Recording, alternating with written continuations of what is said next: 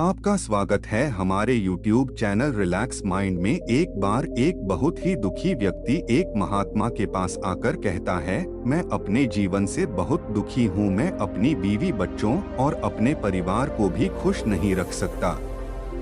मैं अपने लिए भी कुछ नहीं कर पा रहा। कभी कभी तो मुझे अपनी जिंदगी को खत्म कर देने के भी ख्याल आते हैं। आप इतनी साधनाएं करते हैं, इतनी तपस्या करते हैं, क्या आप मुझे कोई ऐसा मार्ग बता सकते हैं जिससे मैं अपने बुरे वक्त से बाहर आ सकूं? मेरा बहुत बुरा समय चल रहा है। 2 वक्त की रोटी का इंतजाम करना भी मेरे लिए बहुत मुश्किल हो गया है। अब आप ही बताएं कि मैं ऐसे वक्त में मैं जिंदा रहूं तो कैसे रहूं, कैसे अपने परिवार को खुश रखूं? कृपया करके कोई साधारण सा तरीका बताने की कृपा करें ताकि मैं आसानी से समझ सकूं, क्योंकि मैं बहुत पढ़ा लिखा नहीं हूं। अगर आप बड़ी से बड़ी ज्ञान की बातें करेंगे तो शायद मैं कभी समझ भी नहीं पाऊंगा। यह सुनकर महात्मा ने मुस्कुराते हुए कहा कि तुम एक काम कर सकते हो। फिर महात्मा ने सामने की ओर इशारा करते हुए कहा कि उस ऊंची पहाड़ी पर एक मंदिर है और उस मंदिर के पास चींटियों का एक घर है जहां पर हजारों चींटियां रहती है। तुम्हें सुनने में बड़ा अजीब लगेगा, लेकिन वह चींटियां उस मंदिर की जमीन को खराब कर देती है, उस मिट्टी की उपजाऊ शक्ति को खत्म कर देती है, जिसके कारण वहां पर कोई भी पेड़ या कोई भी घास पनप नहीं पाती है।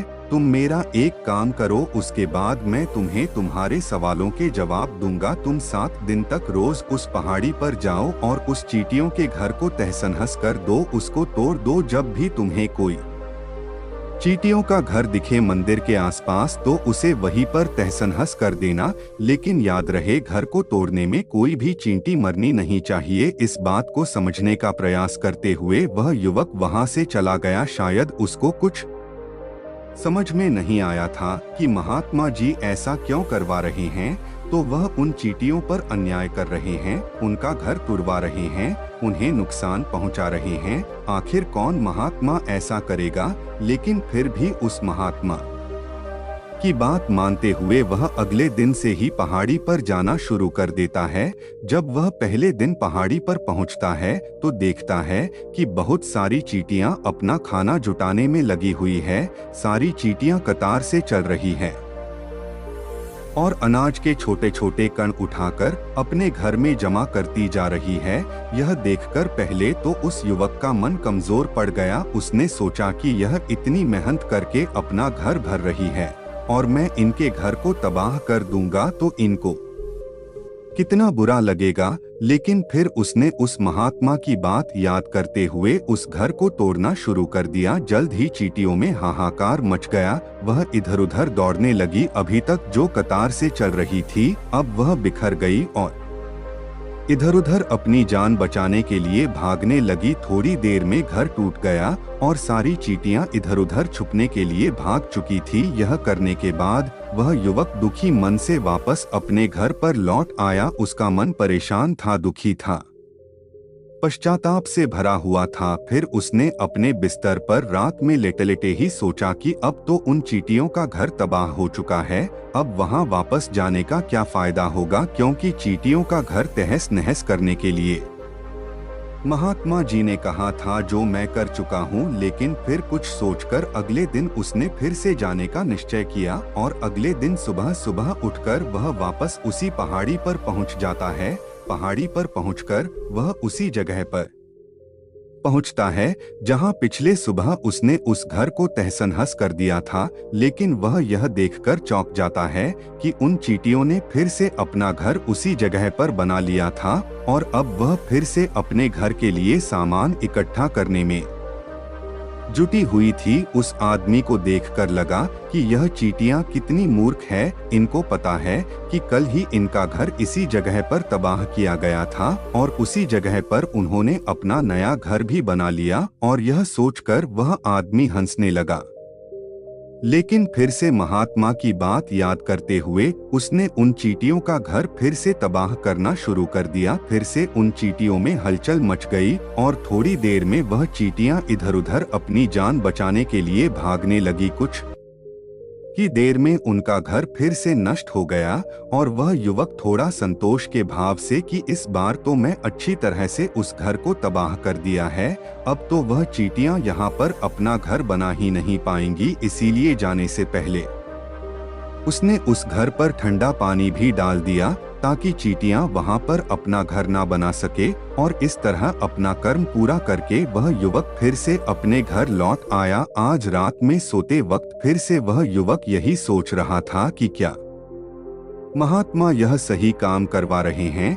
क्या किसी का घर तबाह करना किसी सिद्ध पुरुष को शोभा देता है? क्या हो अगर वह महात्मा सिद्ध पुरुष हो ही ना, क्या होगा अगर वह मुझे बेवकूफ बना रहे हो? लेकिन फिर उसने निश्चय किया कि मैं अपने काम को पहले पूरा कर लेता हूँ, उसके बाद ही पता चलेगा कि महात्मा मुझे से ऐसा क्यों करवा रहे थे।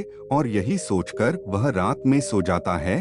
अगले दिन सुबह उठकर वह फिर से उसी पहाड़ी की ओर निकल जाता है। पहाड़ी पर पहुंचकर वह उसी जगह पर पहुंचता है जहां पर उसने उनके घर को तबाह कर दिया था, और वह यह देखकर खुश हो जाता है कि वहां पर कोई भी घर नहीं था, सारी चींटियां वहां से भाग चुकी थी। अब उसने सोचा कि अब मेरा रोज रोज आने का क्या फायदा होगा, क्योंकि चींटियां तो अपना घर बदल चुकी है और महात्मा जी ने मुझे 7 दिन आने के बाद कहा था, लेकिन आज तो तीसरा ही दिन है, अब बाकी 4 दिन वापस आने का क्या फायदा होगा। और यही सोचकर उसने निश्चय किया कि यहाँ से वह सीधा उसी महात्मा के पास जाएगा और उनको यह सारी खबर बता देगा। जब वह वापस मुड़कर उस पहाड़ी से उस महात्मा की कुटिया की तरफ जाने लगा, तभी अचानक उसकी नजर एक और घर पर पड़ी जो कि चींटियों का ही बनाया हुआ था, मतलब कि वह घर चींटियों ने ही बनाया था और अब वह चींटियां नए घर में वास कर चुकी थी। यह नया घर उनके पुराने घर से थोड़ी ही दूरी पर था और जब उसी युवक की नजर उस घर पर पड़ी तो उसने सोचा कि शायद महात्मा को पता था कि यह चींटियां अपना घर यहाँ से बदलकर किसी दूसरी जगह पर बना लेगी, इसीलिए उन्होंने मुझे 7 दिन आने के बाद कहा था। और यह विचार करके वह उनका नया घर भी तोड़ने के लिए पहुंच जाता है। जब वह वहां पहुंचा तो चींटियां उसी तरह अपने कार्य में लगी हुई थी। वह अपने लिए खाना इकट्ठा कर रही थी और अपने घर में जमा कर रही थी। जब पुराना घर टूटा था वहां भी अनाज के कण बचे हुए थे और चींटियां वहां से भी अनाज इकट्ठा कर के वापस अपने नए घर में ला रही थी। अब यहाँ पर फिर से युवक का मन थोड़ा कमजोर पड़ गया, क्योंकि वह खुद भी कमजोर था, खुद भी वक्त का मारा हुआ था, इसीलिए उसके मन में उन चींटियों के प्रति दया का भाव उमड़ रहा था। उनके ऊपर उसे दया आ रही थी। वह चाहता था कि उनकी मदद करें, लेकिन वह उल्टा उनको नुकसान पहुंचा रहा था। लेकिन उस महात्मा की बात को याद करते हुए उसने फिर से उस घर को तोड़ने का निश्चय किया और उसने इस बार बड़ी ही सावधानी के साथ बिना किसी चींटी को कोई नुकसान पहुंचाए वह घर तबाह करना शुरू कर दिया। वक्त थोड़ा ज्यादा लगा, क्योंकि किसी भी चींटी को नुकसान न पहुंचने की शर्त महात्मा ने पहले ही रखी थी, इसीलिए उसको बड़ी सावधानी के साथ उन घरों को तबाह कर रहा था। लेकिन आखिरकार उसने उस घर को भी तबाह कर दिया और उस घर को तबाह करने के बाद वह बड़े ही दुखी मन से, इस बार वह पहले से भी ज्यादा दुखी था, क्योंकि उसने उनका नया घर भी तोड़ दिया था। वह उन चींटियों को बसने ही नहीं दे रहा था और वह अब अपने आप को शैतान या दानव समझने लगा था। लेकिन फिर भी उस महात्मा की बात को मानते हुए वह अपने घर पर दुखी मन से वापस आ गया। रात में सोने से पहले एक बार उसने फिर से सोचा कि मैं कितना बड़ा शैतान हूँ, कितना बड़ा दानव हूँ। पुराना घर तो छोड़ो, मैं उन चींटियों को कहीं भी बसने के लिए कोई जगह ही नहीं दे रहा हूँ। वह चींटियां मेरे बारे में क्या सोचती होगी, वह कितना बड़ा दानव होगा उस परमात्मा को जो मेरे द्वारा यह काम करवा रहा है। लेकिन फिर भी उसने अगले दिन जाने का निश्चय किया और अगले दिन सुबह सुबह वह फिर से वहां पर पहुंच गया। वो यह देखकर फिर से आश्चर्यचकित रह जाता है कि इस बार चींटियों ने एक और नई जगह पर अपना घर बना लिया था। वह तो पहले से भी ज्यादा ऊर्जा के साथ काम कर रही थी और उन्होंने एक रात में पहले से भी बड़ा घर बना लिया था और अब वो फिर से अपना अनाज और खाना इकट्ठा करने में जुटी हुई थी। यह देखकर उस आदमी को लगा कि यह चींटियां किस मिट्टी की बनी हुई है। मैं उनको बार बार यहाँ से भगाने की कोशिश कर रहा हूँ और यह वहीं पर अपना घर बना लेती है। क्या इनको पता नहीं है कि मैं यहाँ पर कभी भी बसने नहीं दूंगा? यह चींटी है, दिखने में इतनी छोटी है, लेकिन फिर भी यह मुझसे हार नहीं मान रही है। बड़ी ताज्जुब की बात है। और इस बार उसने गुस्से में उस घर को तहस-नहस करना शुरू कर दिया। लेकिन इस बार तहस-नहस करते हुए कुछ चींटियां वहीं पर मर गई, उसके पैरों तले कुचल दी गई। कुचलने के बाद जब वह अपने अहंकार से बाहर आया तो उसने देखा कि गुस्से में उसने उन चींटियों को कितना दुख पहुंचाती है। उसका मन पश्चाताप से भर गया और वह रोता हुआ अपने घर की तरफ बढ़ गया। रात में सोते वक्त उसने सोचा कि मैं चींटियों पर बहुत ज्यादा अत्याचार कर रहा हूँ, अब इससे ज्यादा अत्याचार मैं नहीं कर पाऊंगा। और यही सोचकर वह अगले दिन उन चींटियों के लिए अपने घर से थोड़ा आटा लेकर उसी पहाड़ी पर पहुंच जाता है।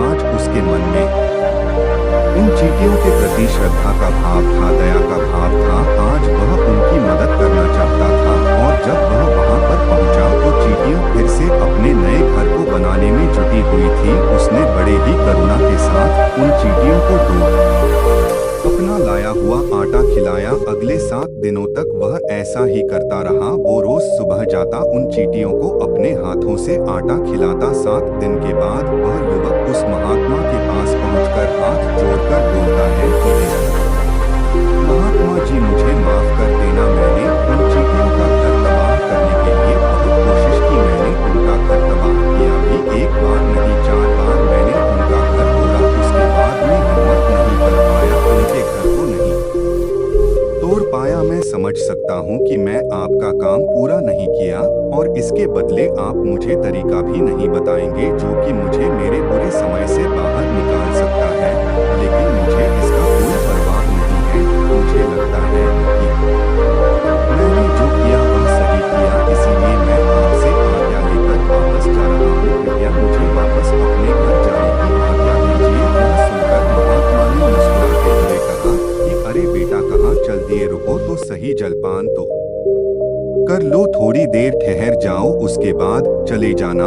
और यह कहकर वह महात्मा उस युवक के लिए पानी लेकर आते हैं। पानी पिलाने के बाद महात्मा उस युवक से पूछते हैं कि तुम मुझे यह बताओ कि आखिर तुम उन चींटियों का घर तबाह क्यों नहीं कर सके? वह चींटियां तो छोटी है और तुम इतने विशालकाय हो, फिर भी तुम उन छोटी छोटी चींटियों का घर तबाह नहीं कर पाए। कहाँ है तुम्हारी शक्ति, तुम्हारा बाहुबल? इसका जवाब देते हुए उस युवक ने कहा कि हे महात्मा, मैंने उन चींटियों का घर तबाह कर दिया था, बार बार किया था। एक बार तो अपने गुस्से में उन चींटियों को भी हानि पहुंचाती थी, लेकिन जिस दिन मैंने उनको हानि पहुंचाई उसी दिन मुझे लगा कि मैं उनको हानि पहुंचा रहा हूँ, क्यों इनको इतनी तकलीफ दे रहा हूँ।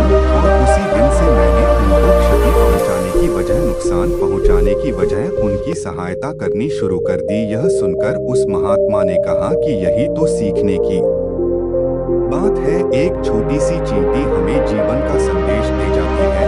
मैंने तुम्हें उन चींटियों का घर तबाह करने के लिए नहीं भेजा था, मैंने तुम्हें भेजा था ताकि तुम चींटियों से कुछ सीख ले सको। तुम्हें क्या सीख मिली उन चींटियों से, क्या मुझे बता सकते हो? यह सुनकर उस युवक ने पूरी कहानी बयां कर दी। पूरी कहानी सुनने के बाद महात्मा ने मुस्कुराते हुए कहा कि बेटा, पहली सीख जो इन चींटियों से ले सकते हैं वो यह थी कि तुमने कितनी ही बार उनके घर को तोड़ने की कोशिश की, कितनी ही बार प्रयास किया कि उनके घर तबाह हो जाए, लेकिन वह हर बार अपना नया घर बना लेती थी। उन्होंने कभी भी हार नहीं मानी। अगर वह हार मान लेती तो वह चींटियां तुम्हें वहां पर नहीं मिलती। जीवन कार्यशील का नाम है, लेकिन हम मनुष्य 1-2 बार हार मिलने पर ही टूट जाते हैं, हताश हो जाते हैं और फिर जीवन में प्रयास ही नहीं करते। और कुछ लोग तो अपनी जिंदगी को खत्म करने को उतारू हो जाते हैं। लेकिन जानवरों में तुमने एक बात देखी होगी कि वह अपना जीवन खुद से कभी कभी खत्म कर ही नहीं सकते हैं। तुमने कभी नहीं सुना होगा कि किसी जानवर ने आत्महत्या कर ली, चाहे वह जानवर कितना भी भूखा क्यों ना हो, कितना ही दुखी क्यों ना हो, लेकिन वह अपने जीवन के लिए हमेशा संघर्ष करता रहता है। लेकिन वही दूसरी तरफ हम मनुष्य एक दो बार हताश होने पर ही अपना जीवन खत्म कर लेते हैं। जीवन तो कर्मशील होता है, कर्म करने का नाम है जीवन, और मृत्यु आखिरी विश्राम है, परम विश्राम है। इसीलिए मृत्यु से पहले कर्म करना कभी मत छोड़ना, क्योंकि मृत्यु के बाद तो तुम परम विश्राम में चले ही जाओगे।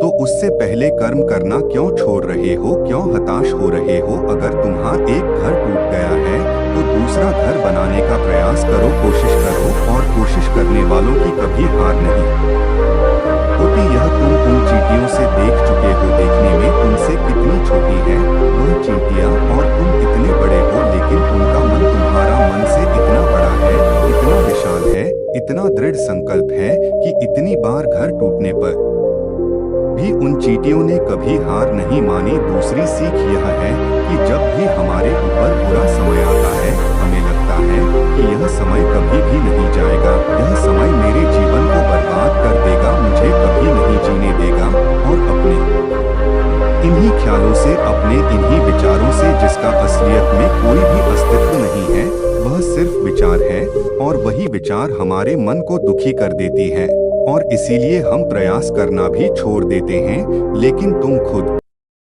सोचो कि बार बार प्रकृति हमें क्षति पहुंचाएगी, नुकसान पहुंचाएगी, लेकिन कब तक पहुंचाएगी? अगर हम बार बार फिर से उठ के फिर से नया प्रयास करते रहेंगे तो प्रकृति भी हमारे सामने घुटने टेक देगी, और वह भी एक दिन हमारे ऊपर दयावान हो जाएगी, कृपालु हो जाएगी, और वह हमें सब कुछ देने लगेगी जिसकी हमने कभी कामना की थी। तुमने खुद देखा कि तुम उन चींटियों को तबाह करने के लिए पहुंचे थे, लेकिन बाद में तुम ही उन चींटियों को डोट अनाज और आटा देने लगे, तुम ही उन पर कृपालु हो गए। क्यों हुए? क्योंकि तुमने देखा कि वह चींटियां हार ही नहीं मान रही है। इसी तरह अगर तुम भी अपने जीवन में कभी हार नहीं मानोगे तो एक ना एक दिन यह प्रकृति तुम्हें वह सब कुछ देगी जो तुम अपने जीवन में पाना चाहते थे। इसीलिए दो सीख याद रखना, कर्मशील कार्य करते जाना, और दूसरा कि एक ना एक दिन प्रकृति तुम्हारी उस कर्म का परिणाम तुम्हें जरूर देगी। तो दोस्तों, मैं